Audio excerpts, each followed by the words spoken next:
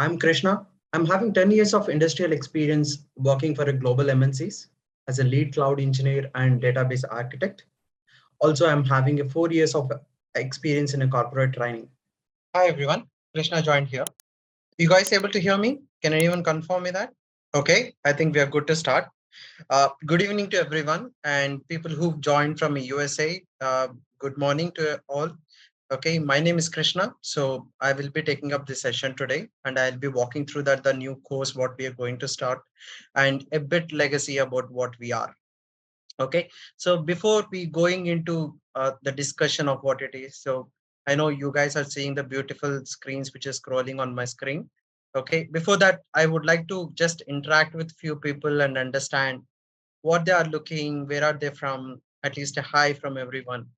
So let me share today's screen, right? So before we going into this whole IT world, right? So we had a nice introduction. I know that you guys have seen a nice poster scrolling on our websites. And tomorrow is a match. I know a lot of things will be running on mine, but let me make this screen a little more interesting. This topics and how it is going to be, right? So yeah. If you guys have any questions, stop me there and ask me a questions. Okay. I'll pass for a few seconds if you guys have any questions. Okay. So let me tell you this how this call is going to be. Okay. So we will talk about what is engineering, why we have collated all these technologies. Okay.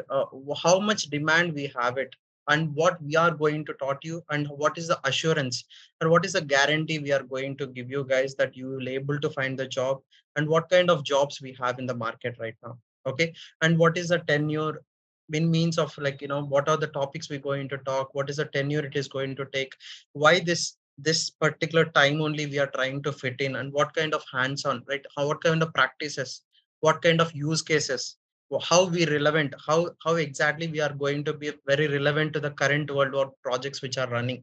So these all topics we will discuss. Okay. By this time you would have already have seen the poster which we have released and the topics we going to cover on this one. You would be already knowing that MySQL as part of the OLTP databases, Snowflake, AWS, and DBT. Okay, and Snowpark is one of the highlight of this particular course. Okay, and Python and Pyspark is also we are going to cover as part of this course. Okay, so moving on to the main slide. Okay, so this whole course is being designed as a data engineering. Okay, and what we are seeing on the screen is what we are going to learn as part of this data engineering. Okay, so before we go into talk, few of you folks already know what is data engineering, but I want to highlight and make it little simpler for the folks who are freshers in the market, right? What is it, why it is needed for us and how good it is to us to learn. Okay, so what is data engineering? So a fancy word, everyone uses this. Okay, so what is the use of this, right? So think that we have some raw data. Okay, what is raw data in this world? Something like which doesn't have any meaning. I told that there are like, example, take the World Cup happened till now. Okay, let's all do analysis on that one. So we all know how the group matches happen, how we know how the semi-finals happen, how the other teams are also performed. Okay, so now you can make a decision, at least you can make a prediction in your mind which team can better good at the finals. Okay, that's called as an analysis. So we are already doing this in our minds. Okay, we know what is analysis. All we need to know is what is the terminologies, how is it really happening in the business sides, how really IT companies are using this analysis. Okay, how data engineers are going to use this data, right? What they do, we all will have a raw data. Yes, still yesterday matches was happened. I know how semi-finals happened, how the stage matches happened, how the group matches happened, how Australia performed in the starting, how it is performing now. So I can commit in a mind saying that what is my prediction. How can you predict that? You know all the data. Okay, that that help you to perform an analysis. Okay, that analysis how you perform as part of an engineering. So you are doing some kind of task over there.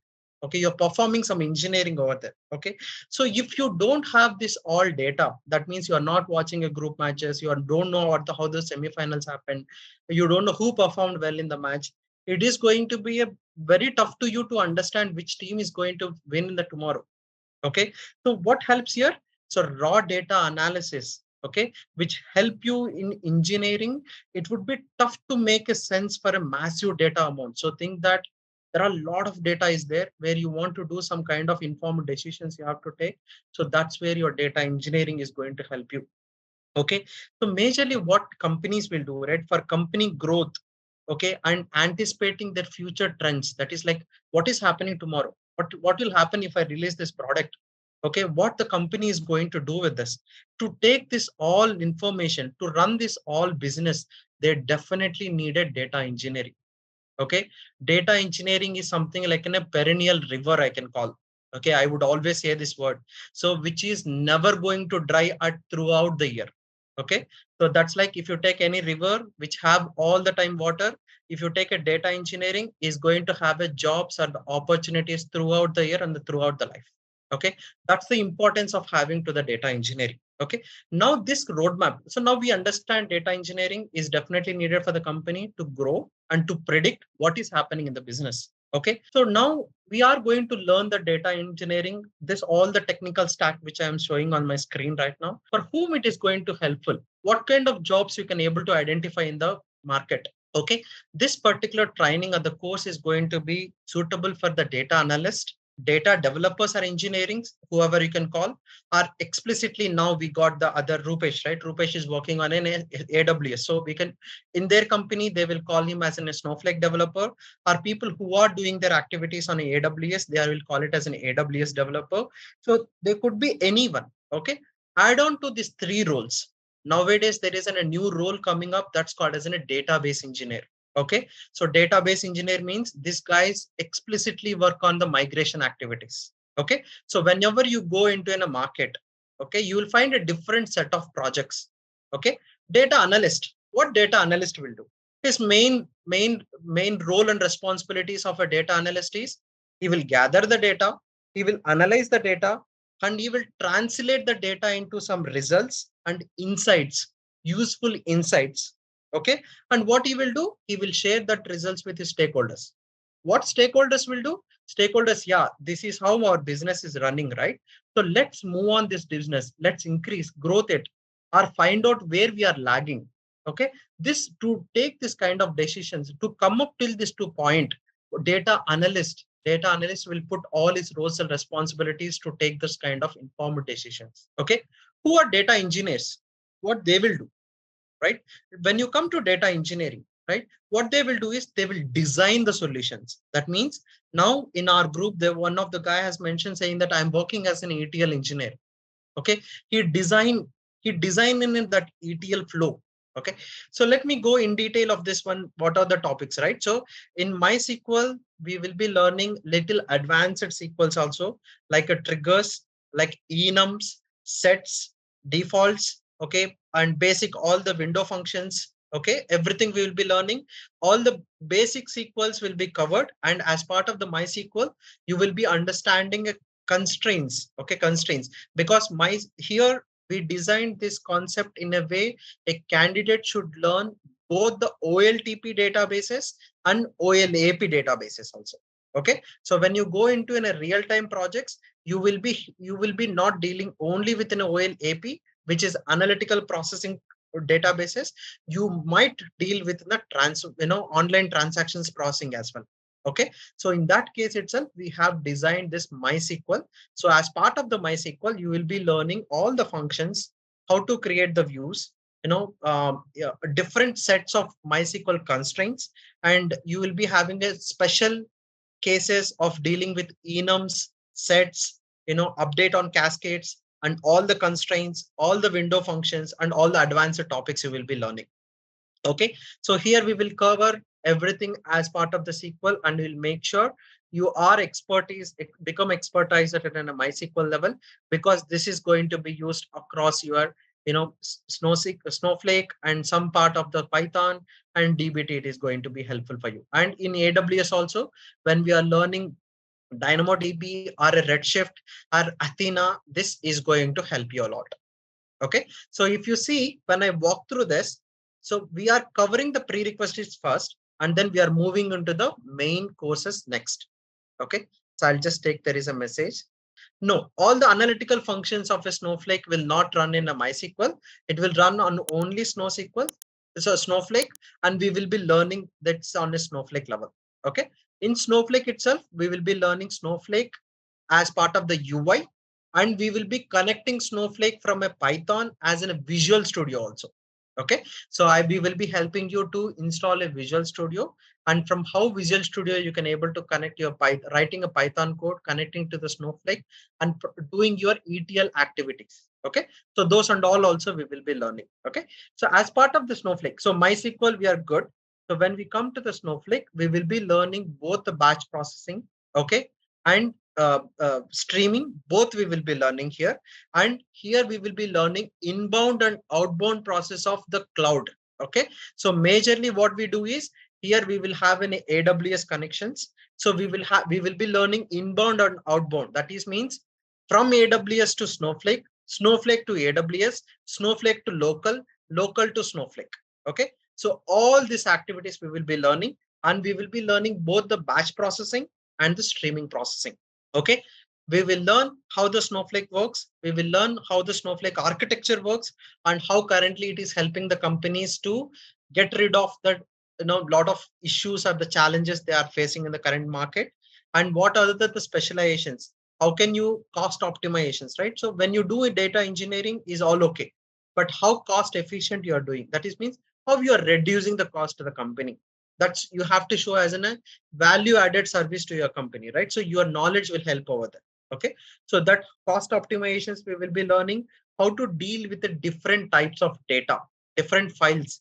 That is like a JSON, Parquet data, XML data, CSV data, Avro data. So we will be learning all the file formats also. Okay, Snowpipe we will be learning as part of the streaming data. We will able to create the user defined functions in a both tabular way and a scalar ways.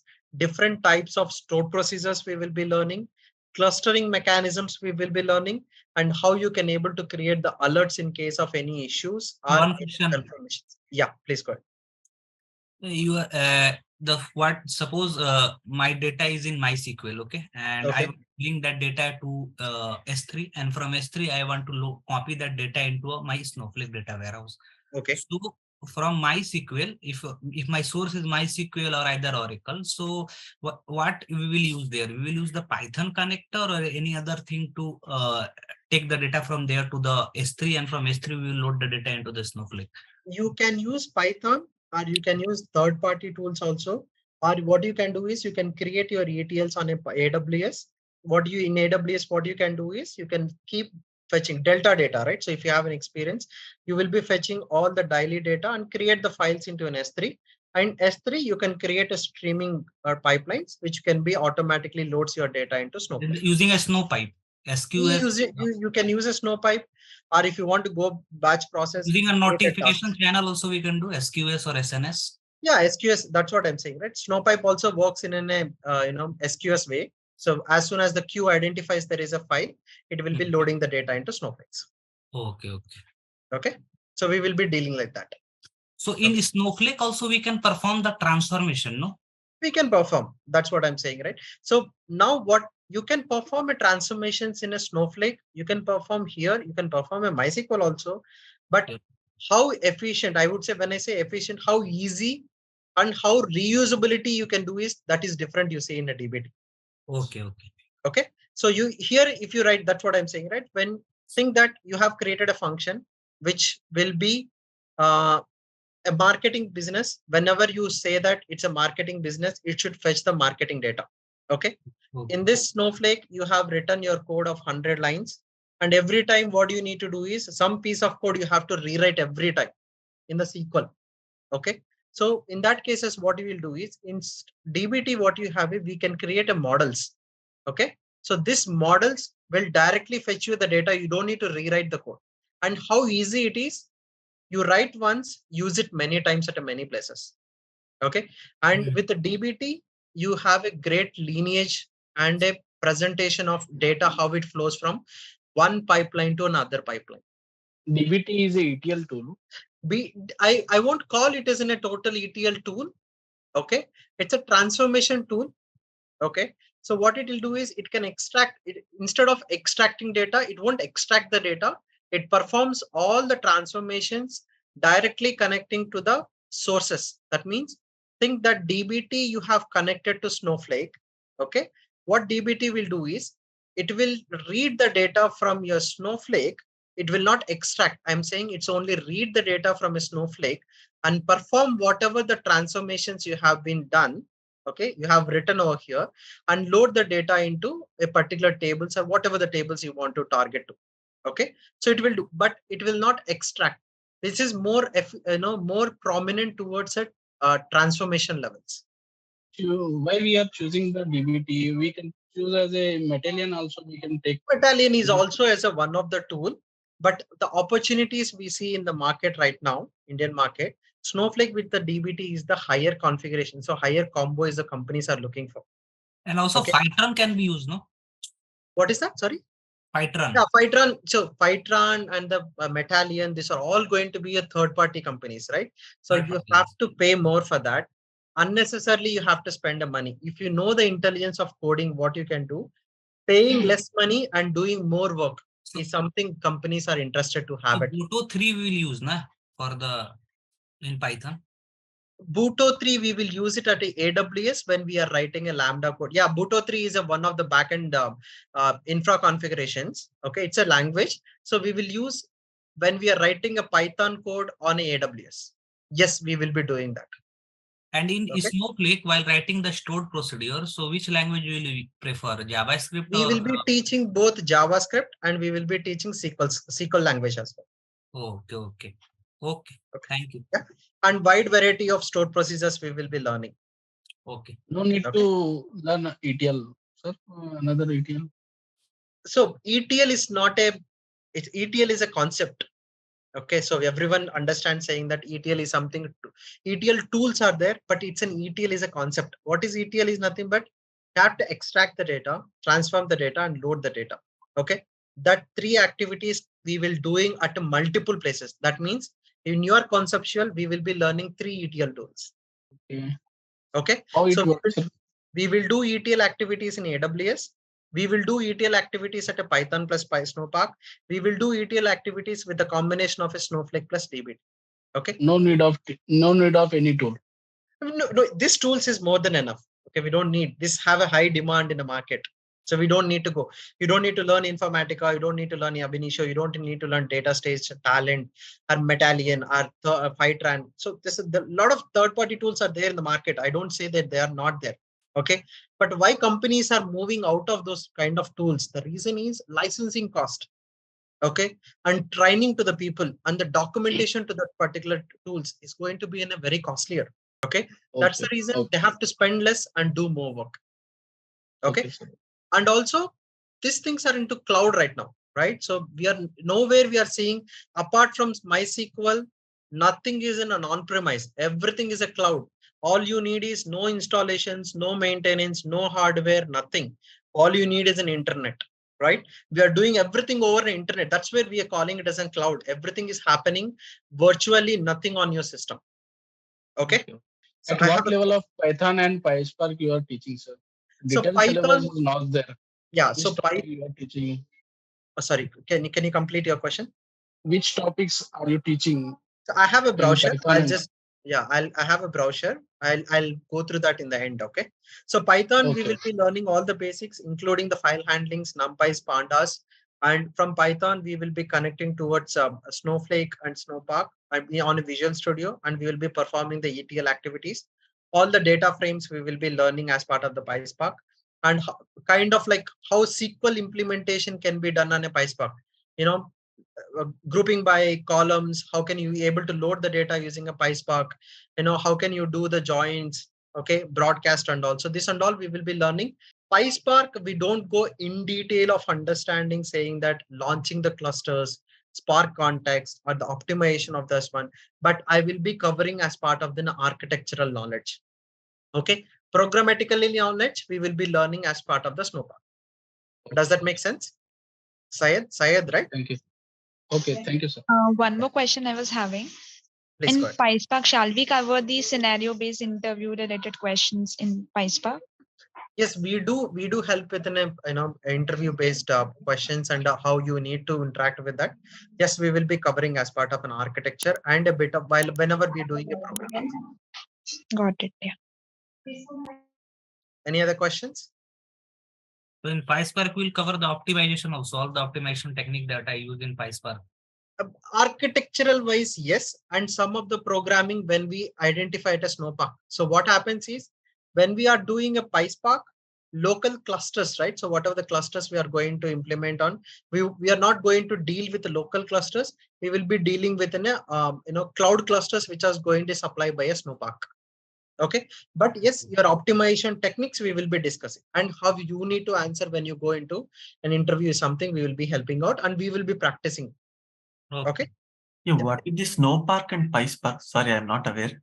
Yeah, Pyspark is more of like an on-prem, right? So what happens is the cluster maintenance, Spark context, how the master slave mechanisms, everything has to be taken care by you as a Pyspark developer, or a Pyspark admins will be there, right? So you will have all the infrastructure to be maintained. Okay, so once all the infrastructure is maintained, your clusters has been done, and your all the variables or the YMLs configurations has been done, you will be writing a Pyspark programming on top of it, and you will be utilizing that underlying underlying infrastructure what they have been already created for you. Okay, when you come to Snowpark, what will happen is all the underlying infrastructure which is already been set up by you in a cloud by Snowflake team. Okay, all you doing is you will get familiarized with how you need to write the Pyspark programming. That's called as a Snowpark's programming we call. And It's if a you write the combination of Pyspark in Databricks, sorry, what is that? if we write the Pyspark in Databricks, so Databricks take care of everything, no, from the backend. So we don't have Yes, to take backend infrastructure, everything taken care by a Snowflake. Okay, so you will be writing Pyspark program. That Pyspark program you will be executing on a Snowflake. So all the backend infrastructure, your clusters, how it work, how the submit will happen, everything will be taken care by a Snowflake. So you don't need to worry about infrastructure. We are here purely about a data engineering role. We are not interested to have anything on an infra level because we are purely infrastructure, right? So we are purely data engineers, right? We are engineers. In backend infrastructure is something which is for the different team, which is for the different infrastructure team.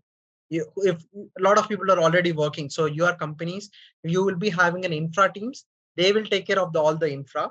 Okay, if they are on premises. So now here what will happen is when you come to the Snowpark, Snowflake will maintain for us all the infra. On top of it, we will be writing the Pyspark code on top of it, and we will be utilizing the underlying infrastructure what is providing by a Snowflake.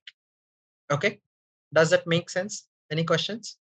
Syed, does that make sense? Is that your question? Yes, yes. Yeah. Anybody How else? we can become a cloud architect and business intelligence analyst after completing the course? So cloud architect. So this is first is if you want to become an architect, first you need to know what is the data engineering. All the things are there. Okay, and you would have needed a great hands-on on top of it. How the security works. So architect wise, right? So you should know the design. If you are doing a design, you need to know what are the services are there and which services to be used for a which use case. Second thing is if you are using that use cases, how can you predict the infrastructure is needed for you? How much infrastructure is needed for you? Second thing is third thing is a governance. So how you are going to govern that whatever the services you are going to implement or design. And fifth thing is how you are going to implement a security. Okay. So this course, to be frank, after completing this course, you cannot become an architect. Okay. So, but this course is going to be your first step of becoming an architect. Okay. Okay. Okay. For an architect, you need to know a lot of things. You need to know how infra works, how design works, and how. But this definitely, without this, you cannot directly become an architect. Okay. But I have seen in your notification there is a mention is there data. This will help you to architect. I mean to say, without you cannot become direct architect. I'm really sorry if it was there in the brochure or somewhere. Okay, so but this is going to be in your first step. There is no bypassing this way. You cannot bypass this particular step or become an architect. Okay, you should know, you should have a hands-on, you should understand the services, how it works, and then you start designing it, right? So what will happen is once we learn in AWS, you can able to design your own ETL and can able to take a decision saying that if I get this kind of requirement, how can I design my solution in the AWS? Okay, so that level of confidence you will able to get when you are completed your AWS. Okay, and you could able to say that, okay, your company said that, so see, you are going to get some unstructured data and you have to perform some ETL operation on that and have the data to be loaded somewhere in the structured Redshift or somewhere. Okay, RDS or somewhere you have to load this data. Okay, so now you can able to design after learning our AWS course. What you can do is, okay, it is coming in a buckets, but whether the bucket life cycles are there in a bucket life cycle, how many days the files are going to be available. After you processing the file, what actions you need to take. As soon as the file is available, do you need to take an action? Once you take an action, what kind of transformations you need to apply? And they said it is an unstructured data, right? So how can I read the data? Okay, finally, they said unstructured data. So for unstructured data, probably we need to use a DynamoDB. Oh no, they want a structured data to be available there. So let's move it to RDS array. Redshift somewhere we will load it. So you can make the decisions. Okay, you can make the decisions. Okay. For a simpler requirements, you can design it. But when you call the big word called as an architect, I think in a very broader way that you have to take till security level. So one question, Krishna. Yes, please, go ahead. Yeah. One question. Yeah, please go ahead. Let me quickly. Yeah, go ahead, Bhumika. We'll go in Yeah. order. Okay. One question from my side. So can we say the level of projects we will be doing can be a fresher or the mid-level professions? Yes, we will be from fresher to mid-level professions. That's right. Yeah. Okay. And the hands-on sessions will be there simultaneously means for the Yes, practice? we will be providing assignments after, every, there will be multiple assignments in every course. Okay, so and how it works out is you have to submit the assignments and you have to come for a review sessions. Okay, and we will Okay. be setting up in a workshops there. Internal team members will be, so that group, when we form a group, right? So internal group members will be discussing that how they have implemented and what can be done better. Okay, so based on their assignment submission only, we will be evaluating how they are performing. Okay.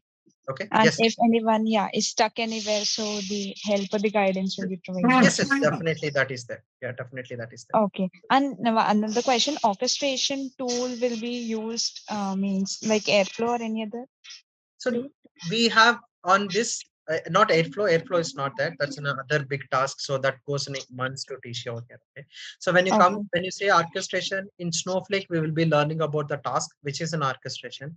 Okay. On this, AWS also, we will be learning about how the cloud log, cloud watch, or the AWS jobs, how can you set up those and all we will be doing. When you come to DBT also, we have an orchestration tool, we inbuilt orchestration, I would call. So this and all we will be learning. Okay. So Airflow also works in the similar way, but it's the different tool. It's I won't say it's an Apache tool only. I don't say it's a different. I would say that's more for this concept. Okay. Yeah. Thank you. Yeah, no worries. Who was that? Prem? Yeah, please go ahead, Prem. I have one question here. Suppose we are using the Redshift. I think Redshift is there or not? Redshift is there. Redshift. So what is the main difference between using the Snowflake and the Redshift? Means why we are preferring here both the Snowflake and the Redshift? Both are cloud data warehouse, so we can load the data into the Redshift also. Okay. So do you have any knowledge on Redshift right now? Yes, I have little idea on that side. Okay, who is managing little idea, right? So as per your knowledge, who will maintain the Redshift right now? AWS. No. I mean to say infra of Redshift. No, yeah, till 3 months back, now Redshift serverless has came in. Till 3 months back or 4 months back, Redshift is something clusters you have to maintain it. Okay, you need a separate team. You would have been seeing some. You can search in Google also. Interesting thing is there are opportunities where they maintain Redshift administrator people they need it. Okay, where they maintain the infrastructure of a Redshift. And one more thing problem over there is Redshift is very much bounded to AWS. Okay, coming back to the Snowflake, as an initial start of a Snowflake, there is nothing you to maintain. There is nothing maintained. Everything will maintain by them. Okay, all you need to concentrate on your business. And second thing is this is in a cloud agnostic. That means it can able to connect to any clouds. Okay, it's not specific to a single, it's not bounded or specific to any one public cloud. Okay, there are many other differences, but this is an interesting question. You asked very upfront that one, but that we will learn when we are teaching in AWS Redshift. I used to mention that how hard dealing with the JSON in the Redshift, and there are how hard you need to maintain the clusters over there, and how the UI looks and all. So there are multiple things out there. Okay, at least did I given any glance for Redshift to you, Prem? Yeah, did you understand what I said? Yes, I fully understand what you told. Okay, good. Yeah. Syed, Okay, please sir. go ahead, Syed. Okay, so what is the difference between Azure Data Engineer and Cloud Data Engineer as a Snowflake with This is an AWS? AWS. Azure is also one of the public cloud, right? So these are all public clouds. So there are three major public clouds we have in the market, which is an AWS, Azure, and GCP. You might already know, right? There are a few other are there, which is called IBM, Alibaba, and all there, Oracle OCA, and all there. So Azure is an Azure based, right? So it's all Azure, Microsoft provided tools. They are also into cloud. So it works in a similar fashion that how it is working in an AWS. But why AWS in this roadmap, right? So now you can take any Google survey or something. So what you can search is who is the cloud leader right now in the world, current world, right? So current market, if you compare UK, India, or US, or anywhere in the right. So AWS is something which captured a lot of area. So that is like 39.8 or something, which is in the highest place. And then second position was given to Azure. Okay, so I don't blame Azure is something which is not doing bad, which is doing bad or which is not good to learn. Azure is also good. Okay, but now here it says that if you learn only Azure, okay, so only Azure is not going to help you, right? So you need a technical stack over here. Okay, so that's the reason. But we designed here. But all tools are in one frame, sir. Sorry, all tools are in one frame in Azure. One frame, you mean? So all technology, Microsoft technology is in the one frame where. Sorry, one, you mean to say like ADF is there, Databricks is there, everything, Synapses is there. So you say a lot of tools are there in one. Yes. That's a whole problem, right, Syed? So think that you have a company side. Okay. So very, very big problem to the companies, what they fail, right? So what happens is they buy everything from an Azure. Their solution is everything in an Azure. Tomorrow, what will happen is Azure said that I'm going to increase the cost of the storage, the processing of the storage. Something has happened. Okay. Now, what is the problem of migrating from one solution to a different solution? And one layman example, I think, okay, instead of this one, right? You think if you work for any company, okay, you see there are multiple vendors will be available. What could be the reason behind it? Any guess? Have you ever had a guess that one? They could have gone with only TCS, have whole team as one TCS and everything that works with the TCS. Or Infosys or a Cognizant, whatever the company. I'm not naming any specific, okay? Just I'm saying, why we'll have a multiple vendors over there? The whole reason is that no company wants to tomorrow think that your whole Microsoft cloud service is somewhere dropped. Okay, they have a disaster recovery, there is something like that, the reasons are availability zones because of some disaster, tsunami or something came in and something happened. Okay, so what your company will do at that point of time. Okay, so all the time how companies think is we have to rely on at least 3 positions. That's 3 positions. Hadoop, a lot of people, right? What is the replication factor? Basic replication factor is 3. Okay, so you need to have the data at least at 3 places. You cannot rely on one particular technology or one particular place, which will be always in a danger to the company. Similar fashion to the vendors also. There is no replication, is there in Azure? Sir, what is that? There is no replication in Azure. No, every cloud have an replication. Replication is one of the brain for all the clouds. Yes. Okay, replication is there. That's what I said, right? Azure also does in a replication. It also have a disaster recovery. What problem we are getting with Azure? Why we are moving to Snowflake? I'm asking about that. Yeah. I'm saying, when you say what problem you have within Azure, you are sticking towards one particular solution. And Azure, when you say if companies want to stick to the one place, only Azure, you cannot find a flexible solution, everything in a one Azure, right? You say that you are doing everything on a, so yeah, let me put this point, right? Let me put easy point. So Azure Synapses or a Databricks, where you can do all kind of lakehouse activities, and where you can do all you kind of clustering, Spark clustering, and Spark clustering and writing all the code over there. So what happens over there is, which will be very good usage for when you are doing a machine learning languages. Okay, but when you are doing a minimal activities over there, so you don't need to use that much of power for over there. Okay, our companies are not interested to put that much of infrastructure cost on a Microsoft. Then what is your next target of taking the solution? Reducing the cost. So now I say that the same flexibility, and I would say same kind of features, I'm going to provide it in a different solution or a different tool, which is more flexible. You don't need to depend on only an Azure. If you want an Azure also, you can work over here. In that case, what you will do?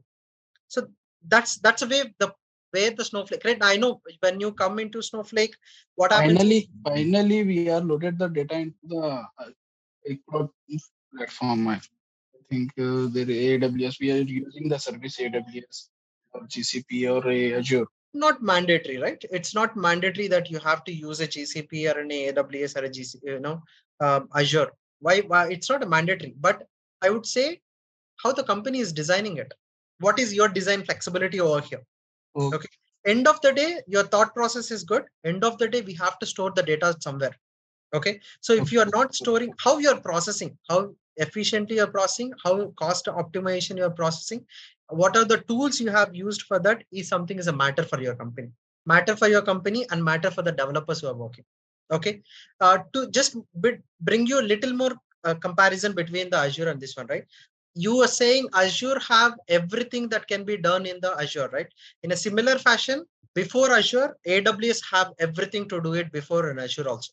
Okay, but only the problem with that is the cost you are going to spend on that services is high. Okay, so example, I would say you can do a streaming of a Snowpipe in a Snowflake. You can do same thing on AWS Kinesis, but the cost of the Kinesis is comparatively high when you are comparing with the Snowpipe in the Snowflake. Maintenance of the Kinesis is going to be a little higher for you, but in a Snowpipe will be everything will be maintained by Snowflake. So now I don't want to put the 10 resources who maintains and works on a Kinesis. I need 5 resources who can easily work on a Snowflake. Okay, and can able to easily understand the interface and complete the work. Okay, so I'm not blaming again in AWS. There are opportunities. I would say Azure also have lot of services, but how you are comparing the cost between available in the market versus what Azure is going to provide. What about the job vacancies in the market? More vacancy. Yeah. So Azure or one sec. Yeah. Okay. Sorry. Yeah. on Azure. So, AWS, as I said, right? So now I say in a market, cloud market, 39.8% or something cloud is being used in the companies, and Azure is at 27 point something or 28 is there. Okay. Now you can able to compare that how many jobs are available in the companies, right? So that's an easy parameter to verify that where exactly we'll find more opportunities. Okay. Azure is actually enhancing a lot right now. So they are coming up, they are enhancing by looking at a different other clouds, looking at a different other third parties. They are bringing up everything like that. Snowflake and AWS already having. AWS is a superstar already. The only reason why AWS other sources is not being used is the reason is the cost. Okay. If this guy is charging a 10 rupees for us, Azure might be charging an 8 rupees. When you go into a third party, some other guy where he might be charging only for a 6 rupees for us. Okay. And the way he's simplifying our work is where my interest to opt for the technology. Okay. So yeah, Syed, go ahead, Syed. You're saying something. Yeah, I'm just saying last statement on this, on your word, right? So how company really goes, right? So when you really work with sales team, and when you work with architects and all, right? So how the decision with goes is cost is the first thing. First parameter cost, and licensing is the first thing we'll do. Okay. So what we do is, okay, what are the options we are getting from an Azure? Okay, Azure can do this thing. What other technologies, what other vendors or what other clients can able to provide the same kind of opportunities for us when we want to do the same task? Okay, now who will give the better maintenance? Who will give the better disaster for me? Who will give the better security for me? Okay, we will calculate all these parameters Okay. And when we come to the conclusion of that, how much it is going to cost for us per month or per year. Okay. In that senses only, we always go to the, whether either Azure can have everything as a one pack. I can think our perspective, as we are not paying money, we will think that yes, everything is at one place, right? Why I want to learn this many technologies? Azure Azure Data Factory is there to perform the ETL activities. Synapses is there. Our Databricks is also supporting Lakehouse and everything. I can do everything at one place.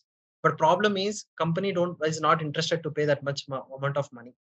Okay, that's where the decision makers, and that's where what other tools are in famous.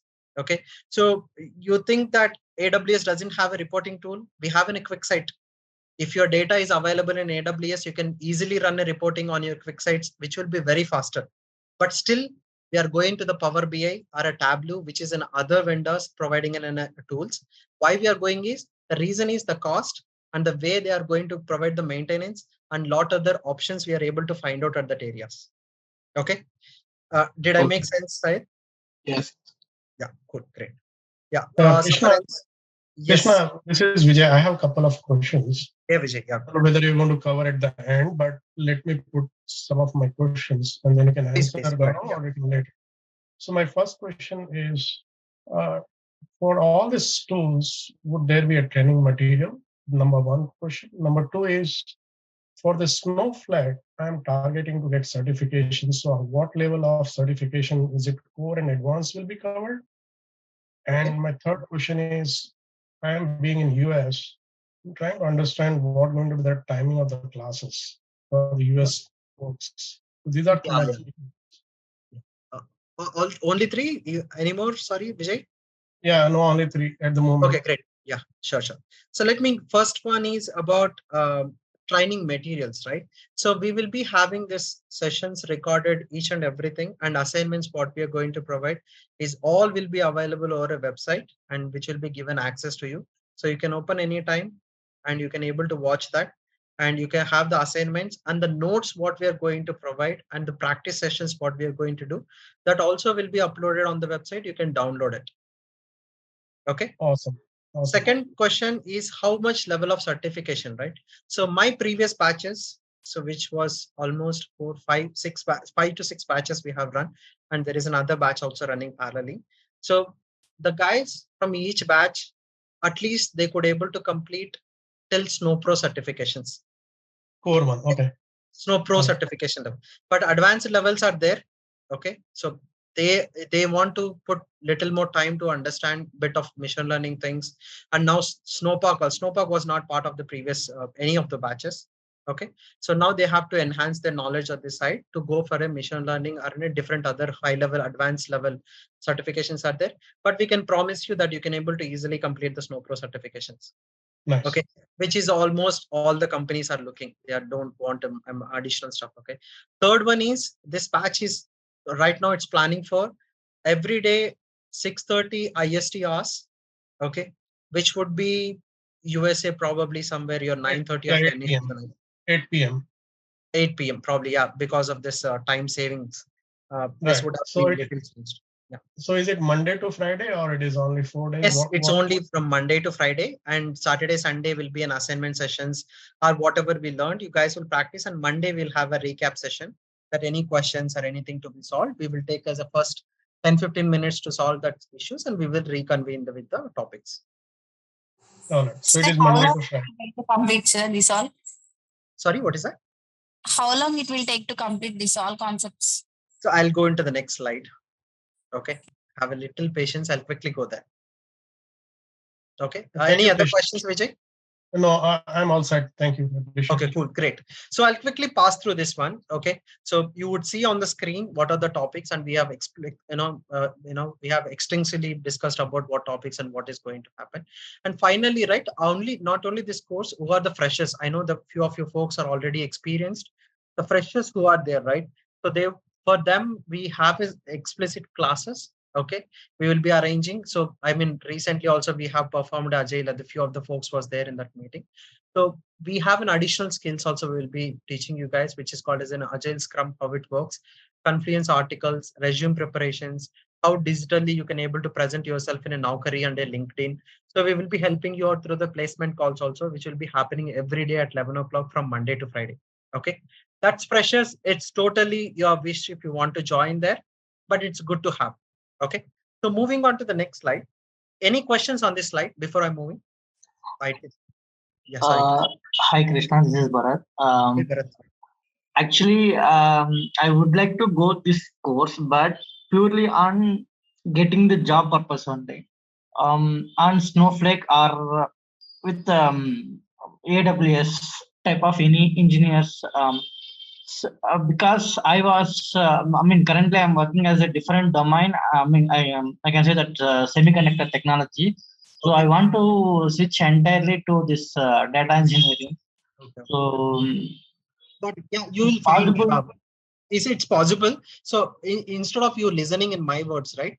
Just hang on for another couple of minutes. I'll show you over the Google that how many opportunities we have. Sure. Okay. Yeah. Sure. Sorry to keep you waited for on the same page, Krishna. This is Chandra here. Yeah, Chandra. So yeah, I have worked as data analyst on Power BI and Tableau. Okay. So shifting to this particular domain. So what level of coding is required as a prerequisite? And if we opt for this course, what level of coding do we need to do in future? So can you please guide me on this? Yeah, sorry to cut you. So so here we will be teaching you from a scratch from a SQL. SQL is something the basic prerequisites we're expecting, and people doesn't know the SQL also. We are going to learn as part of the MySQL here. Okay. What level of coding knowledge you need to know? I would say you don't need to know any coding knowledge. We will teach you that as part of this course, right from the installation to how can you be able to execute your codes as well. Okay. And in future, it's based on the industry and based on the work you are going to choose. You want to be on an analytical side or a reporting side, then you are going to use your SQL knowledge with a Snowflake, okay, and then your DBT with your already existing knowledge and a Power BI and Tableau, okay. If no, I want to go a bit of side of a Python programming. No, I joined as a data engineering role, okay. And then what you can do is you can write your Python programming, okay. And this Python programming, you can do it in an on-premises, okay. Using this Python programming, you can connect to your Snowflake cloud data warehouses or a different clouds, or you need to do in a data engineering activities like ETL activities or some kind of maintenance or some kind of processing the file somewhere to somewhere, loading into a databases. That kind of coding you will be learning here in the AWS. So when we are doing in the programming level, how much programming level you need it? So you will, as we are learning a Python over here, when you choose you want to be in an AWS side, then you have to do your programming at AWS level. Okay. That's what we will learn. Programming means. Do we need any prerequisite for Java and other stuff for No. programming? We need to learn the Python that we will be teaching as part of this course. So before AWS, we'll be learning Python for the basic knowledge of programming, right? Exactly. This is the how it goes. We will learn SQL. We will implement we'll implement here also. We will implement that SQL and learn advanced features of a Snowflake. And then we will learn a Python and a Pyspark programming, and we will implement on top of the Snowpark. We'll use the same Python and a Pyspark on AWS, writing an AWS EMR and in a glue jobs. And then we will be working some kind of hands-on on an AWS UI, directly UI, and we will be implementing what we learned SQL here using an Athena, Redshift, and DynamoDB, and other services we will be learning here, including an orchestration. And whatever the SQL knowledge we have used here, that same SQL knowledge we will be implementing on a DBT using different other, Zinza code we call. Okay, I don't get confused. It's called as a Zinza code. It's kind of like some standard code, nothing complex. We will teach you. It's a very simple way. That Zinza code also we will be implementing on a DBT. Okay, so we will follow the same structure so that your prerequisites will be completing before you going into an actual task. Because what I have observed in this particular group, whoever have joined, so they already have hands-on experience on some of the other technologies that you have mentioned over here. Looking at the layman language, for me, it looks everything like everything is bouncing on. But still, to make a prospective career, I thought like because to look into this particular technologies. Mhm. But that's the reason I have asked the question, like because I have basic Yeah. knowledge of SQL and other stuff and the Power BI which I was doing as data analyst. But migrating my domain, how challenging it will be, whether will I be able to take it or not was a question exactly to see. Yeah, okay, got it, got it. Yeah, I mean, that's a valid question. Yeah, I totally agree with your point. Okay, so don't worry. So we will keep in mind that a person doesn't know anything in IT. Okay, I'm again saying, right. So we come from a very scratch. If a person asks me saying that what is a null or what is a database, understand also, we will be coming that point. We will keep in mind because so freshers also comes and join with us. We have a lot of Right. people who are came by saying that we don't know anything in an IT, and but we want to be an expert in this, or at least we want to be a level that we can able to crack the interviews. Okay, that's where we will be starting up. Yeah. Okay, Thank you so much, Krishna, for your no input. worries. Yeah. Okay, so highlights, right? So I'm not wasting more time on this one because we discussed explicitly about all this stuff. Okay, so we will be learning how the modern data engineering works and use cases what we are going to do it. Okay, and we will be learning advanced data analytics. So what are the analytical queries you can able to write? How can you implement inside a stored procedures? How can you able to write your functions? So how analytical things will work? Okay, and pipelines, modern pipelines, right? But reading from a different file formats and converting into in a structured ways and loading into in a different targets. Okay, and technical requirements, how real-time technical requirements will be dealing. So we will take one of the real scenario that how they have implemented, including with the design. So we will design it from end to end how it goes, and we will start implementing from a starting to ending by seeing the result. In between we will see a different services we have been used. Okay, and also we have a few real-time world engineering case studies which we have collected from a different places. We will be going through that, and end of the each course we will have a case study, and that case study everyone has to complete and has to submit it within the allocated time. Okay, and based on submission of your assignments and your case studies, again I'm pointing it out, based on your case study submission and assignments, then only we will be evaluating it, and we will be forcing you. In first batch we have followed that, not first, third batch I believe. Third batch we followed that if you are not able to submit your assignment, you won't be seeing the next classes available to you. Okay, but unfortunately we have a lot of working professionals came in a different batches, so they couldn't able to complete in the allocated time. So but we went into in a forcing manner saying that let's complete and come for the workshops. So we follow the same thing, but your evaluation, everything happens based on your assignment submissions. Okay, so someone asked me saying that how many months it is going to take. So it's going to take purely of a 4 months. Okay, end of a March is something we are projecting right now. No, end of the March we are projecting right now, but we thought of starting it from the 13th or 12th of this month, but due to some other batch was little elongated, so we couldn't able to start. We are going to start this particular course from coming 24th or 23rd. We will be rolling out the date soon, and from that particular point it starts, and it might go to the first week or second week of April. Okay, so what is the reason this date's been chosen, right? Okay, so what will happen is now the time is a freezing time. IT companies majorly they will not recruit right now. Okay, everyone will go on a holiday mode, and there won't be any budget also will be released freshly right now. Okay, but starting from a January second week, or in worst scenario starting from the February first week, there will be a plenty of opportunities will come into the market, budgets will be released, people will be back, and hunting will happen like anything.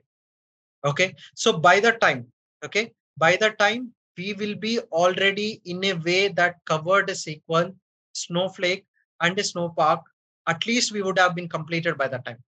Okay, and you are ready to attempt for the interviews.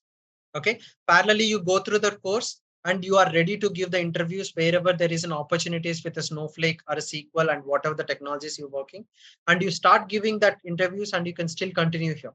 Okay, so we will be completing our course AWS by February, so that you can update your resume with the Snowflake and AWS and look for the opportunities. You will find plenty of opportunities. Sorry, Okay, can we get a job only on MySQL plus Snowflake without AWS and DBT? there are with only Snowflake also there are opportunities with 3 to 4 years of experience they call, or only if Snowflake is fine. They say that there are plenty of other places. Snowflake with the DBT or only Snowflake. Yes, you find a lot of opportunities. Thank you. Okay, but majorly. Can we go as a Snowflake developer? Yes, Snowflake developer, this is more than sufficient for you. If you are into only purely Snowflake developer, your work is creating a Snowpipe, storage integration, stored procedures views, and tasks, making sure everything is working fine, and your data is getting updated day to day in the target tables, and you are maintaining the applications. Okay. Yes, you can go as a Snowflake developers. Okay, you need to know bit of AWS when you go for a Snowflake developers also. So how can you integrate AWS with the Snowflake?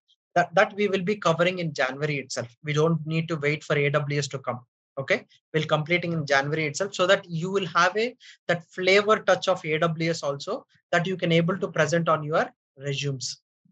Vishal, so I have one query. Yes, go ahead. I have a 10 years experience as a database developer, Oracle database developer. So it is good to learn Snowflake to boost the profile. Means I want to move into Snowflake developer. Like yes, it definitely helps. Right now you are into on-premises, right? Yeah. Yeah. Yeah. So you are in. Yeah. So it's going to be definitely helpful, right? So I won't say helpful. You find plenty of opportunities. Okay. And right now you see there are lot of projects which are migrating from an Oracle to Snowflake. You Google it, okay? You Google use cases of a Snowflake. First thing you identify is migrating an Oracle to Snowflake. Okay, that kind of places, people who knows an Oracle and Snowflake, they are very much interested to have it onboarded on the projects. Okay, so I mean, what kind of roles of a Snowflake developer is there? Means they are also creating a procedure functions and creating yes, they have to create a procedures functions, and they have to start doing an analysis, and you have to create the streams, and based on a CDC activities and all, you have to perform using a streams. Okay, and why the companies are moving to Snowflake only for performance wise and costing wise? Not only performance and costing wise, and the way the features it helps. There are plenty of features: data sharing, cloning, alerts, local orchestrations. So this and all features are helping Snowflake to helping companies to use the Snowflake. Okay, and the way the Snowflake provides is you can go with a JavaScript language who knows SQL, Java language, or Scala people, or Python people. So whoever, it's like it can able to flexible for the many kinds of people. Okay, so just as I am working as a database developer or SQL, PSQL, I know only. So after that, also other language also we need to learn. It's again right. So I would say it's better to learn other languages also, so that you can negotiate more salaries when if you want to only sustain. I just want to sustain somewhere in the companies with a at least a 20 lakh or 25 lakh of package, and only migrating with my experience. Snowflake is fine. If you want to really wants to have a more technologies on stream, so you can able to demand more. Okay, so always we say that, right? So you have technical stack more on your resume, so that you can able to demand more when you are okay. So as a Snowflake developer, which language we need to learn in future? Other Python? For now, SQL is more than sufficient, as you already know it. Okay, rest everything. Yes. Rest everything. How to write the Python scripts on a Snowflake, or writing a bit of JavaScript on a stored procedures is something you can easily learn as part of this course. JavaScript doesn't mean Java. We won't write any classes or any kind of calling from class to class, invocations and all. We won't be writing it. JavaScript is something like a type of a code. Okay. So whatever we are doing through JavaScript, same but we can do through SQL procedure functions. Yeah, you can do it. That's what I'm saying, right? You can write via stored SQL. So why we are going to JavaScript? Yeah. So why we are who are familiar with Java, I would say it's they won't say that. I say I don't know SQL. I know only JavaScript. Then I don't want to go to Snowflake because it will be not useful for me. Now it is useful for both of the guys, SQL and JavaScript. If you want to do it in SQL, it's your wish. I'm providing JavaScript also. You can do JavaScript also, your wish. So why you want to go with JavaScript? One more point I can say. In SQL, if you're writing a lengthy of some query, when you're writing in a JavaScript, the errors and the exceptions is going to be little simpler. But it's not like you cannot implement it as SQL. One more question from my side. Yes, please go ahead. Yeah.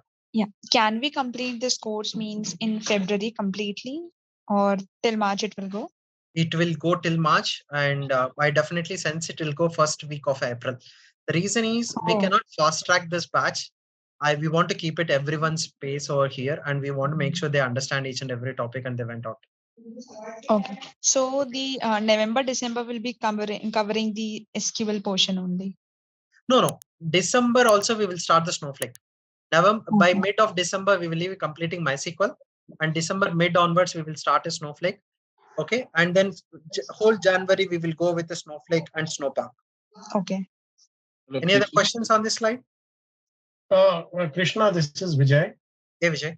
The life on Friday evening is so different in US. You must be knowing it.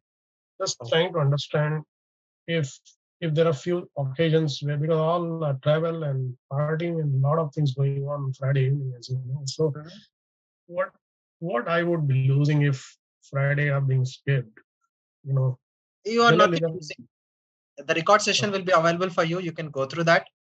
Okay. If still you have any questions, you can bring it on Monday morning. Okay. The video access, lifetime access. Yeah, it's lifetime access. All right. Thank you, Krishna. Krishna, one more question is there.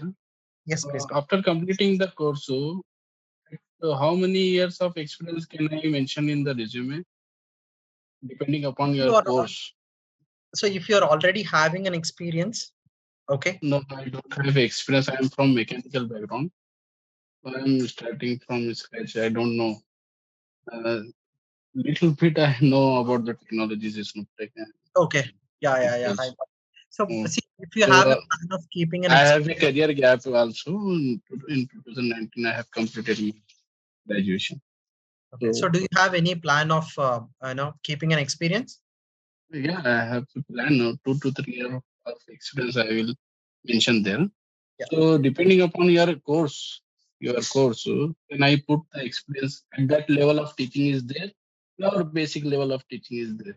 So I would suggest all the people, sir. I know this kind of cases came in. Okay. So a 1 year guy knowing this many technologies is an impossible, next to impossible, I would say. Okay. So I would suggest is minimum 2 years. You will find a lot of opportunities starting from the 2 years. Okay. When you when you go beyond 6-7 years, okay, which is something like a great opportunities and with great salaries you will be finding. Okay, no problem. And I mentioned 2 to 3 years of experience. That level of teaching is there or not? Yeah, we will be teaching to the more than intermediate level. We'll go as part of these teachings. Okay. Okay. So you don't worry that for 2-3 years this becomes like a more knowledgeable. Okay. For a 6 years, 6-7 years guy, this becomes like a perfect of he has worked experience 6-7 years of continuous working on these technologies, I would say. Okay. Any other question? Any job assistance? I don't know. There are multiple meanings for this job assistance. Okay. So I interview preparation. Yeah, interview preparation. Yeah, that's what we said, right? Interview preparations, mock interviews, resume preparations, LinkedIn virtual profile creations. This and all we will be helping. It's not like you got a job and you need a continuous help over there. Something like they're giving something, you can help me like this. I am not able to. Something that assistance we will be definitely not doing. But if you have some case study, so we still have a previous batch people, right? So they say that they got this kind of real. So I would say Snowflake has introduced a concept called as an event tables that we are going to learn as part of for this batch. It was not there for the previous batches. Okay. So event tables, one of the guy came in and they say that they asked him to explore on event tables and he wants to implement this in project. Okay. So yes, in that cases, we will take that explicit ask from him. And then what we told him is let's join this call. Okay, let's join this call. Let's join this training so that you will understand what is an event tables. So that way we will help you out. Okay. Thanks. Okay, cool, great. Any other questions on this slide? Okay. So meanwhile, yeah, you can go ahead with questions. Okay. Meanwhile, I'll just show that and we will see. Okay, how many opportunities we have. So someone asked me saying that they want to know detail of what and all we are going to learn, right? So I will share this brochure. Okay. We will share this brochure. So you will be knowing what and all you're going to learn as part of the each and every concept. Okay. So now let's check how many opportunities we have. Okay. So AWS. Yeah. So something there. Let's check this out. Okay. Let me just go here and let's open the LinkedIn also. So Naukri also is there. Okay. Yeah, Naukri is fine. LinkedIn, there are 357 jobs in Pune itself. Let me open this also. Okay.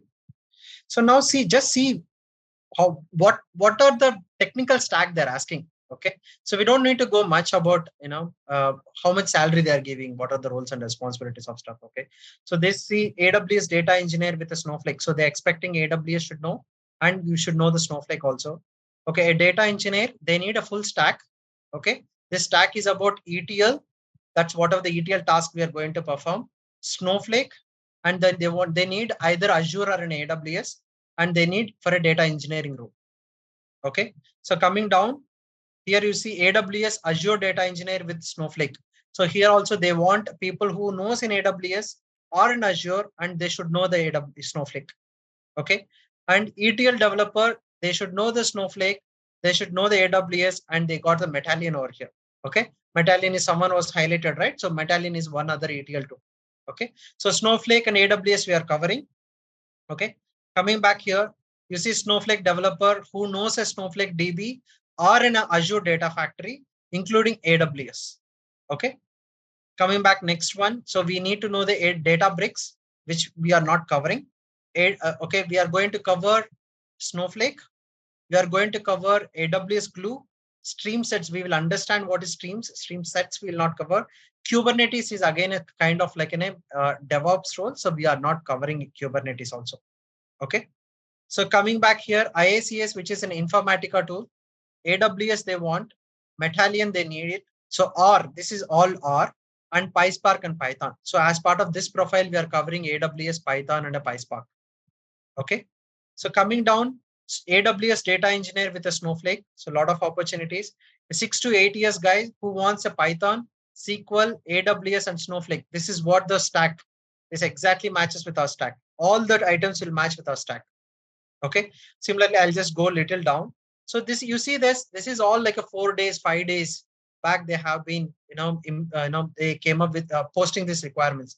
Someone needs in a Snowflake architecture role, data warehouse. Okay, so that you will able to understand at least 60% of architecture work you will be covering as part of the engineering roles. Okay, so here you see they need AWS data engineer who needs a Snowflake and AWS Airflow. Unfortunately, Airflow has been not covered because that becomes in a very big concepts. Okay, and AWS Snowflake data engineer. Someone asked Power BI. Okay, they already know the Power BI knowledge. So Power BI with a Snowflake also. Okay, Power BI with a Snowflake, there are a lot of opportunities. I mean, from last 4 or 5 months, or probably I would say from a half an year, we are seeing a lot of opportunities, Power BI with a Snowflake. Okay, so I could see there are plenty of opportunities. Okay, there are hundreds of opportunities where you could see the Snowflake and AWS. Okay, so AWS with a Snowflake, you will find a lot of opportunities. Okay, so you see 2 days back, 6 days back. That means still now this time, as I said, right, there won't be any requirements happens. There won't be any acquisitions happens. Any interviews won't happen, but still you would able to see there are opportunities 6 days, 5 days back, or also they're posting. Okay, so that would say that there are a lot of opportunities in the market. With this technical stack, what we are learning, we have a lot of scope that we could able to fit into these roles. Okay, so and also you would see there are different other things. Okay, Accenture is looking for this particular role. Okay, Snowflake developers, data engineers, where explicitly Snowflake also they are looking. Okay, if you know only Snowflake is also fine for them, they need a Snowflake people. Okay, so a lot of lot of companies which we already know. Okay, Primus Globals, okay, Crisp, Capgemini is there, DXC is there. So a lot of other big companies. Now, example, you see Snowflake developer, senior Snowflake developer, IBM is looking. Okay, so IBM itself, they have their own cloud and they have their own databases. Data Studio is a tool of IBM. They could have used their own databases, or they would have told their clients to use only their databases. But still, they are using their Snowflake Snowflake, and they are looking for a Snowflake developers. Okay, the reason is the clients, right? Clients, how they decided the technologies is based on all the parameters they will be deciding either they want to move it into a Snowflake or not. Okay, so you see a lot of the opportunities. So many more are there. Okay, so you can find it. Okay, you can go through this ones. You have to do all your due diligence and homework from your side to understand how much I'm going to gain from these opportunities, how much opportunities I'm seeing in the market. Okay, so check with your friends, and once you are satisfied and you know these things, then only you can join. So okay, we don't force. We also wants the candidates to find the opportunities, and we will be indirectly helping them. They get into a career in IT. Okay, so you can find some other opportunities here. Okay, so you see Snowflake engineers in LinkedIn also, Luxoft. Okay, we have Exafair, L&T. L&T Mindtree have a lot of opportunities, guys. So even any of your friends having connections, right? Check with TCS, L&T, Cognizant, and all. They have a plenty of opportunities on a Snowflake with an AWS stack. Okay, so there are plenty of opportunities. This is, I just want to show, it's not like you listen from someone, we are learning a course, that there could be an opportunities is not the right word to use it. Okay, when we are learning something, we should find there is an opportunities are available. So once I learn this, there should be an opportunity where I can able to fit in my technical stack what I am learning here. Okay, so anybody have questions on this slide? Yeah, I have a small question. Yes, please go ahead.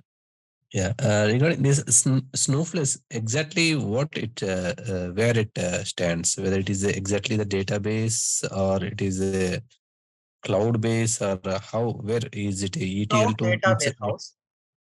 Okay, it's a cloud data warehouse where you can able to perform your ELT access also. ELT activities also. Okay, so right now let me give you one example. Do you have any experience on any other databases? Yeah, I worked. Yes, I worked. SQL I have a little bit, but I worked in reporting. Any databases? Oracle, MySQL, PostgreSQLs. No, I don't. I don't have full experience. Just I know what is what. Okay. No worries. Okay. So what happens is, one thing, like Oracle. Okay. So what Oracle will do is, Oracle, when you are working with an Oracle, all the infrastructure, all the installations, hardwares, availabilities, everything is something you have to maintain from your end. Okay, and it's a literal tool you have to install on your system and you have to work on it. Okay, going forward, your data increases, you have to increase the storage also on that particular the particular databases you are going to create it. Okay, so a lot of manual activities are there. So usually what happens is, if you want to increase the size, so anybody who have an experience with this one, right? So if your company is increasing everyday data is getting generated, right? I want to store the data. So think that your company is already maintaining 10 TB of storage information in Oracle. Okay, tomorrow 10 TB is not sufficient and you want to move it to the 20 TB. Okay, if you want to move to the 20 TB means 10 TB to 20 TB, if you want to move it in an on-premises Oracle means, it will take you minimum 2 months. Okay, but when you go into a Snowflake kind of cloud data warehouses, it not even take you 10 seconds to 20 seconds. Okay, one major difference I could call. Okay, it's a cloud data warehouse. Addition to that, what happens is, in Oracles and all, you cannot connect to different other cloud services. Snowflake is able to connect to any cloud, either it is a GCP, AWS, or Azure. Think that what is the difference between ETL and ELTC? So ETL is an extract, transform, and you load it. Okay. So what happens is, when you work on Fivetran, when you work on different other tools, right? What will happen is that will extract the data, transform the data on their own servers, and then load it into the targets. Snowflake is an ELT process. What is that means is, it takes the data, loads into Snowflake, and then apply the transforms. While you applying the transforms, it will run 10 times faster than what it is running in an ELT process, because the data is already there inside the Snowflake. Now it's in my brain so that I can easily able to analyze it. Okay, so that's how the Snowflake behaves. Okay, that's the difference between ELT and ETL process. Does that make sense? Which type we are using in this course? In Snowflake, we will perform ELT tasks. In AWS, we'll perform ETL tasks. Okay. Both we will be learning. So we will cover both. We want to understand why it is faster also, right? Okay. Okay. Yeah. Sorry, someone is asking question. Please go ahead. Yeah, same question for this. So is Snowflake is means in some of the projects I saw that Snowflake is with cloud again. So why they are using the Snowflakes and simultaneously the this one cloud also Azure, and on the top of that they are doing the reporting. How it will work means what exactly that How it scenario works is, right? so Azure I'm using. Okay, someone has quoted. Syed was mentioning. Okay, so just I'm saying an example. Okay, so think that you have a Synapses, Azure Synapses. Okay, so Azure Synapses, I would say if you store 100 TB of data for a 1 month is going to cost you 1 lakh rupee. Okay, and on that, if you want to load data into Synapses, you have to use an ADF or something to process the data. That means you have to apply a transformations, you have to run it, create a stored procedures or create some transformation rules. And all for that, you have to use an ADF or some other inside some other service, AWS service. So Azure service you have to use and you have to load the data there. Okay. So you have to pay it for the two services here to process the data and to store the data. Okay. When it comes to a Snowflake, what will happen is both will be available in a single place. Okay. Here the processing happens using the same service called a Snowflake. The data also stores inside the same Snowflake. Okay. So you don't need to learn two stuffs over there, two services over there. Okay. Here what happens is similar stuff. And what they say is now, if you want to storage, so 10 TB is going to cost you 1 lakh over there, right? Compare with us. In that 1 lakh, what we will do is we will provide you a storage, we will provide you a maintenance, we will provide you an updates. You don't need to worry anything over there. All you need to do is concentrate on your work. Okay, so you don't need to worry about the infrastructure. You don't need to about any monitoring stuff, anything over there. So everything, each and everything you can able to do it on a Snowflake. Now your question is, so what will happen is they are already using a cloud. Okay, why they want to use it as Snowflake? Snowflake is also a cloud, right? So Snowflake cloud data warehouse, Snowflake is not one of the public cloud services. Okay, so think that it will be little complicated to understand unless you see the architecture. Okay, Snowflake works as a software on top of the cloud. Snowflake is not a cloud service provider. Snowflake company doesn't have an infrastructure, doesn't have any storage capacity, doesn't have any kind of processing capacity. They don't have anything. What they have done is Snowflake company has created a software. Okay, what they have done is that software. But, how he is providing in less amount service? How it is providing? Yeah, so let me go to that point. I'll say that. Okay, so what is happening is he created a software. Okay, and he landed that software on it can able to fit it on top of any cloud. When you're creating a Snowflake account, you can choose any kind of cloud you need it. You can choose over there. Okay, how it going to be a cost effective question? Syed raised very important question. Okay, so I generally I will able to I used to tell you whenever I enter into classes how we will tell you. So when I say that software, right, the backend software, how they are created, the optimization techniques which you have to explicitly implement when you are into your own clouds. Okay, that high advanced level optimization techniques which is already implemented in their software. Okay, example, let me tell you that example. Okay, think that you have a data being stored in any cloud. You are not using that data for a 90 days or 100 days. You are not using the data. Okay, so when you first loaded the data, 10 TB of data you loaded, which is costing you 1 lakh rupee. Okay, what happens is that 1 lakh rupee you have paid it for 1 month. When you are into cloud, you have to continuously play it, but till whatever the point you have stored it. You have to pay that 1 lakh for till the lifetime when you store it. Okay. But what Snowflake will does is, yeah, this guy is not using this data from the last 90 days or 120 days. Okay. What we will do is we will keep this data somewhere else, which will be less cost for him. Okay. Example, AWS have a concept. Anybody if knows storage classes that we will learn as part of this course. Storage classes, each storage class has different cost. What Snowflake guy will do is anything which you are not using, Okay, anything which you are not using, what he will do is intelligently he will take that. One example only I'm giving. Okay, so intelligently he'll move it where it will cost you less amount of data. Okay, less amount of cost for that particular storage. Okay, yes, Krishna, I know this technology. I also can do it. Yes, you can do it when you are into an AWS. Okay, but you have to write your own code and you are the owner for that code. You have to maintain that code and you have to make sure that is working. But now I'm saying Snowflake will do everything that for you. Okay, so now as a company, I have a company. Do I need to rely which will be already giving that option to me, or do I need to hire a person can do that activity for me on a cloud where I can able to spend my money? Okay, does that make sense, Syed and other person? Yes, Yes, yes, yes. if we are using directly as a Azure service or AWS service, we can pay more amount of money. We are going to Snowflake, we are going to pay a less amount of money, but Snowflake is on top of the public cloud. Correct. How? Software inside the software will do all that optimizations, continuously doing that optimizations. It's not like one time and one in a month. As soon as you load the data, okay, into the table, that optimization technique starts working back and for you. Okay. Think is compressing the data, organizing the data, make sure it is availability of the data. So everything, these things will be taken care by a Snowflake for you.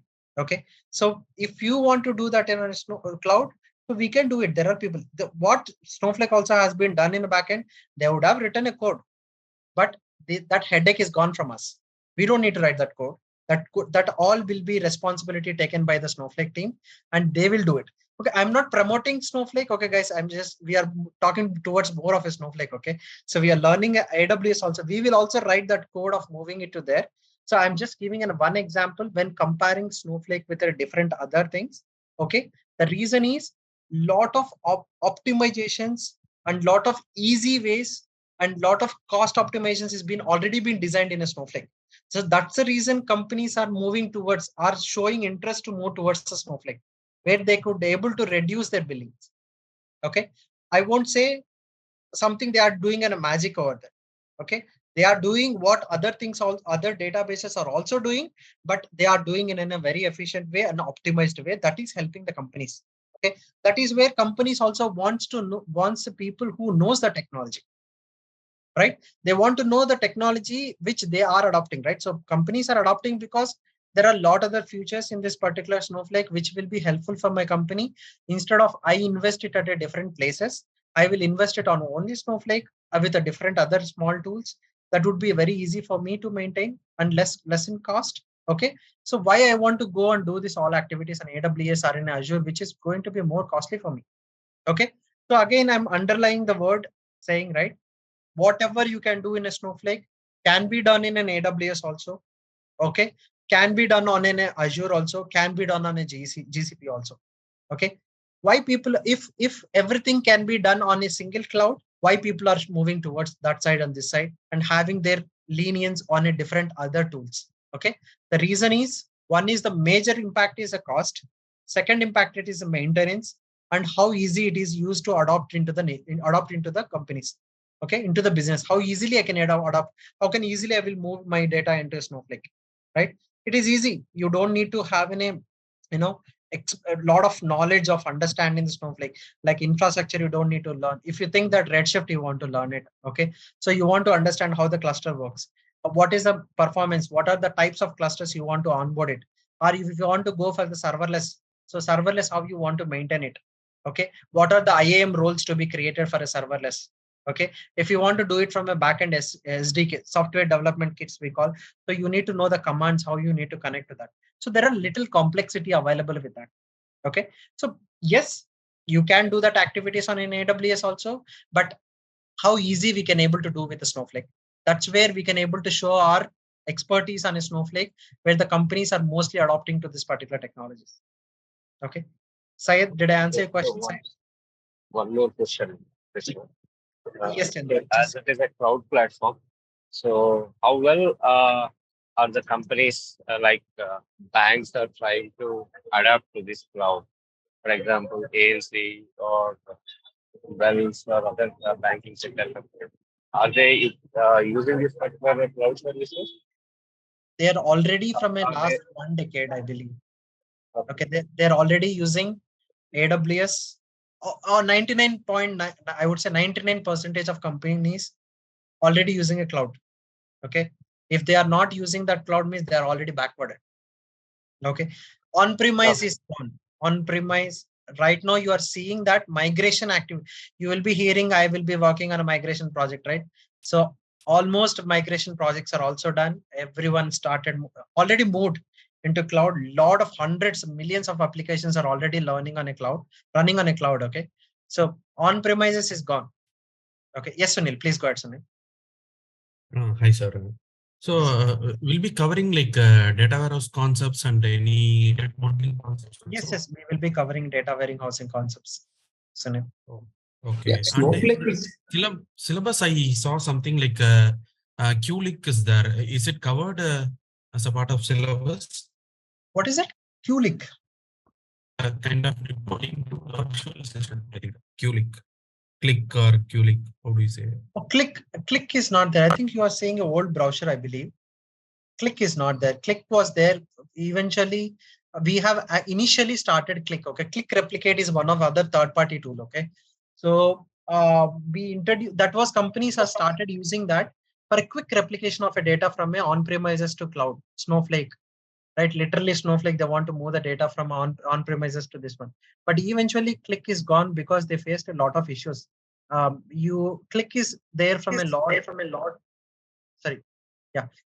Click is also one of like a Cognos, like that. Click is also one of the company. So they introduced that third party tool like Fitran, like that. Okay. Eventually Click had some problems. So we also taken out that Click Replicate from our courses. But Click is not there, Sunil. Okay, like, I'm just trying to understand how Snowflake is associated with other environments. So does it like connect to the UI also? Like, is that API connectivity? UI also connects, or just like reporting or other stuff to do with Snowflake? Snowflake majorly analytics and data warehouse and data processing will do. Okay, reporting we don't see that, but a slight reporting. I don't say reporting. I don't call it as a reporting at all. It's like an analytical bars and all you will be seeing directly on a Snowflake. Okay, it's not a reporting tool. Okay, so does it like connect with the Hadoop, and should we also learn some Hadoop tools like Hive, those things also, or not? Hive is again a database. Okay, Hive is not a tool. Hive is again a database. Hadoop, we don't learn Hadoop. We learn Pyspark. Hadoop, opposite to Hadoop is called a Pyspark, right? So RDDs came as part of the Pyspark. Everything happens in memory. Hadoop is also gone. Hadoop is almost gone. There people are moving from a Hadoop to everything in EMR. EMR we will be learning. Okay. Okay. Yeah. So say streaming, is it like we'll be using Kafka also here, or it's totally different? Not explicit tools. So what we do is, as part of the Snowflake, we have a concept called as a Snowpipe. Okay, that will do all the streaming for us. Okay, SQS with Snowpipe we will be learning. So SQS is also in a queue service for us, and that gets all the information and pushes the information for us. Okay. So is there like a DevOps related concepts are covered? No, DevOps is not at all part of this, Sunil. Okay, but in real time we'll be using DevOps concept, right? We don't use DevOps. Data engineers will not do any DevOps activities. Okay, so when we write the code, how do we like push the code, and how do we do that? Deployments, right? So you're talking about the deployments. So deployments is something DevOps teams will be creating. Yeah, Git is something we will learn. Okay, Git I will be showing where you can save the data, where you can store your code and all. Okay, so what happens is DevOps is majorly about how you are going to deploy things. Okay, so example, you developed something. Okay, that needs to be moved into production, different environment. You developed in development environment and you want to move it into a production environment. In between, there is a layer called as a DevOps layer. DevOps will create some tools like a Jenkins or a Nexus or a Git deployments. There are many things for the DevOps teams. Okay, you place the code at some place, and DevOps team will create some kind of flow for you. they will give you some buttons. You don't code anything. They'll give you just some buttons. They will ask you to put your code at some place, click this button, that will get divided into different folders. So apart from that, you will be doing, as a data engineer, you don't need to learn any DevOps. Okay. So last question, like what Please is the go ahead. class duration? 1 hour or 2 hours? Usually it's 1 hour 50, 1 hour. It might go 1 hour 15 to 15 minutes to 30 minutes. Okay. Thank you. Okay. So first 5 minutes will be Snowflake starts with starts from Jan 24. So till Jan 24th will be only MySQL. No, Snowflake will start from December 3rd week, 2nd week to 3rd week it will start. Okay. Okay. Bhumika, sorry, who is this? Cody? Yeah, this is Vijay Krishna. Yeah, Vijay, please go ahead, Vijay. Yeah. So in my off time, I was learning Snowflake by myself, and the question which I have is that we Snowflake can take care of structured and semi-structured data using JSON files and etc. I am thinking about a use case when, let's say, from Facebook and Twitter running data is coming in, streaming kind of information in terms of pictures, running text. Would there be a use case how to tackle those kind of scenarios using Snowflake and Python? Using Python, you mean? Yeah, using what kind of technology would be used to take care of like the storing of running information coming from Facebook or Twitter, and they want to store the information on Snowflake? Okay. So for that, what we can do is, so usually these are all APIs, right? So these are all websites. So websites happens via APIs. So you can fetch all the data using an APIs. Okay. So API teams will be available. So as I'm just telling your design. Okay. So you can create a APIs. That APIs will hit your Twitters, and the Twitter will fetch all the data. Anything which will come from a website is going to be a JSON, which is going to be in a semi-structured data. Okay. So that semi-structured data, you can have it on your S3 locations or a Azure blob or GCP buckets, wherever you want to do it. And your end target is been designed to have it on a Snowflake where you want to do some kind of analytics. Then you can have it on your particular cloud buckets and integrate your storage integrations with your Snowflake and utilizing your Snowpipe, having SQS activated on top of it. And then you can have the data loaded on your tables automatically in a stream fashion. Okay. So would there be a use case surrounding to this? There are plenty. Usually in current world, there are a lot of snowpipes are happening. So if not real time, at least in hourly basis, also 5 minutes once there are files are coming. So that data to be available in the Snowflake tables where there are Power BI dashboards has been created. Especially with my experience, I'm saying there are Power BI dashboards that dashboards are continuously refreshing for the executives. Okay. Okay. Yeah. Thank you. Bhumika, please go ahead. Yeah. Will we be considering the data loading means full data load or the incremental data load, something? Both we will be doing bulk loading, intermediate load, CDC load. Okay. Everything we will be doing. Okay. So these will be in different use cases. I mean. Different use cases. CDC we will be learning as part of Snowflake. SCD we will be learning as part of DBT. Slowly changing dimensions. Okay. Change data captures. Both we will be learning. Okay. And I wanted to say that I have means 1.5 years of experience in Snowflake itself and born as ETL developer. Okay. So prior to 2 years means, can I go because the number of openings prior to 2 years is less? Yes, you can go with the 2 years also. Right now, you already have 1.5 year, right? So by the time you can keep 2 years, by the time you join the other companies, it will be 2 years. If you are thinking to put an extra, I'm not sure if you want to really go with that. You will have it's all. So when you are going for an extra, I would say, you can find an opportunities with the 2 years also. If your aim is you want to go within a great salaries, then you have to put little experience to adding to that. Okay. So according to you, which is better, to wait for the experience or to according? It's up to individuals, Bhumika. That's a hypothetical question to me. Okay. And means any more demo classes will be covered as today was the first session? First 5 classes will be demo. Okay. You can see our intention and potential of how we are going to teach it. And you definitely, if you're good with that, You can continue and you can pay also. You don't need to pay for anything for initial 5 sessions. You can see how the sessions are going on, and then from 6th day onwards, we will be opening the link only for the paid candidates. Okay, so the classes will be tomorrow, or means what are the days Classes of will the be from 23rd. Okay. It's starting No, from the demo classes. demo classes. Yeah, coming Thursday onwards, it will start. Okay, so today was just introductory session. This is just demo that we want to go to the people and say that there is something is coming up. So it's a wake up call. Okay, so from 23rd, the actual session will start. Exactly. Yeah, that's right. Okay, and any placement records for the previous batches in this Snowflake and AWS sessions? Yes, we do have a lot of people placements they placed already, and then few folks, right? We had people who are 10 years experience, 12 years experience. Now their company started looking into a Snowflake with AWS. They want to get here. So we had a lot of experienced people in previous batches from the US, explicitly from the US, where US people, they're moving towards a Snowflake with an AWS. So that's where they join to ramp up the skills in our courses. Okay. And can we get to sustain in their companies? Okay. Yeah. And can we get to know your experience or your LinkedIn profile? Anything like that? Yes, you can. So we will share that on the brochure we are going to share. Okay. Thank you. Thank you. Yeah. Sunil, I think you were there. Please go ahead, Sunil. Sunil, you still there?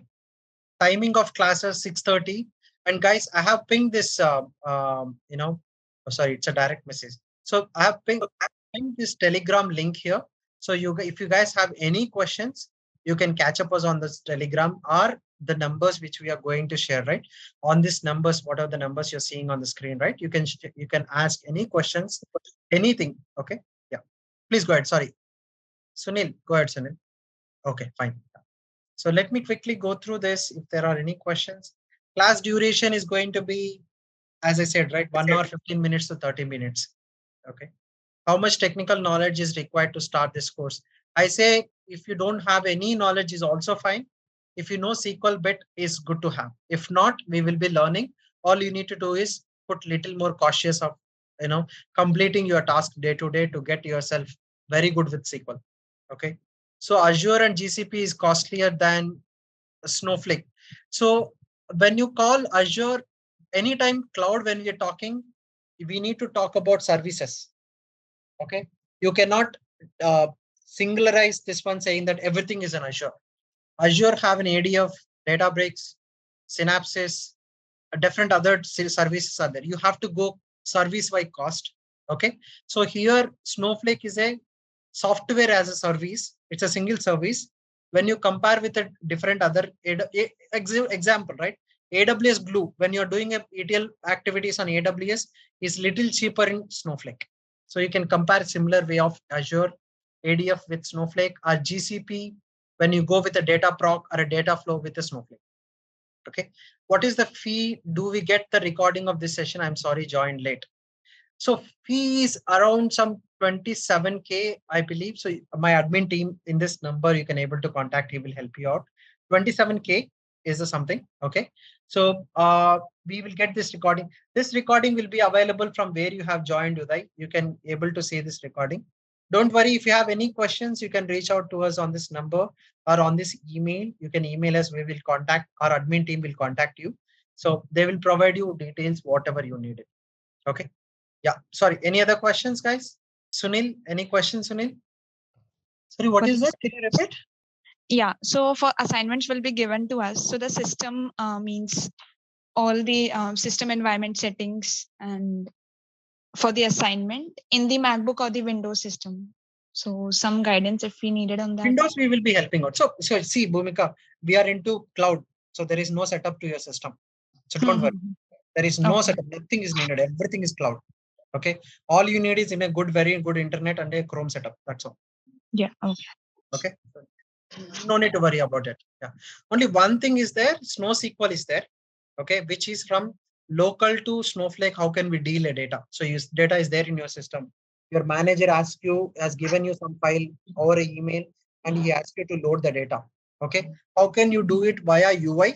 If you don't have a UI access, how can you do it from the backend? Okay, that we will, for that only we will need. For that, I will help for both Windows and Mac. Yeah. I was asking the same. Yeah, that's probably a day assignment. No need to worry. Okay, thank you. No worries. Any other questions? Krishna, I had to drop off. This is Vijay, but thank you for your time. It was very good. A lot of information shared by you. Thanks. Sure, Vijay. Sure. Have a nice weekend then. Yeah. Bye-bye. Bye. Yeah. Okay, guys, if no questions, I think we are also good to drop off. Okay. But any questions, right? So not only this, so I'm again saying, right? So we are here to help you guys, whatever the questions you have it, different other technologies also. So we do run different other batches. Okay. It's not only that as a KSR Datavizon, we run only with AWS, Snowflake, DBT, or this stuff. We run multiple things. You guys are always welcome to ask any questions you guys have, okay, and come back to us. And if your friends are also willing to check something, please promote to us. Okay, we will help you them. It's not mandate they have to join here, but we at least we want to open the doors for them. After that, if they see that's really worth and that's helps for them, they're willing and they can join.